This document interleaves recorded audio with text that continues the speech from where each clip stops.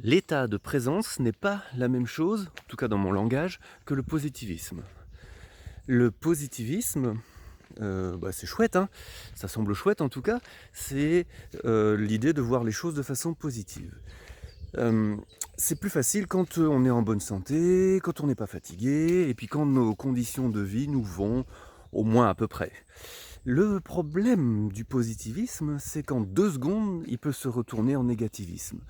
Il suffit qu'on soit fatigué, malade, même un petit rhume, ou qu'on entende une phrase qui réveille un truc en nous et en en 2 secondes, mais c'est même pas 2 secondes, en quelques dixièmes de seconde, le notre mental qui pensait positif se met à penser négatif.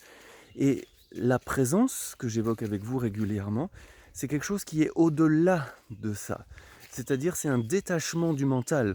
Donc il n'y a plus de question de savoir si le mental est positif ou négatif.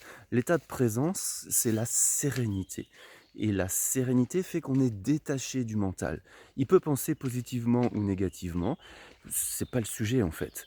La sérénité fait que quand il se passe quelque chose dans nos conditions de vie qui nous plaît moins, on reste stable. Et donc la présence, comment on l'entraîne? En étant là. Comment on est là? Juste en s'arrêtant. Je vous parle régulièrement de 68 secondes. On s'arrête, on reste là, on part pas dans ses pensées. Même si on a plein de pensées, c'est pas le sujet. Mais on est là. Restez avec moi là par exemple. Vous pouvez le faire en vous concentrant sur quelque chose, en vous concentrant sur votre respiration. Juste on reste là. Juste on reste là, c'est tout. Plus on s'entraîne à ça, plus on est présent.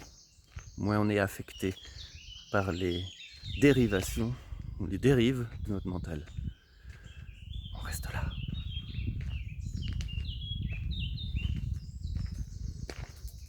On reste là. On reste là. Faites cet effort, testez par vous-même.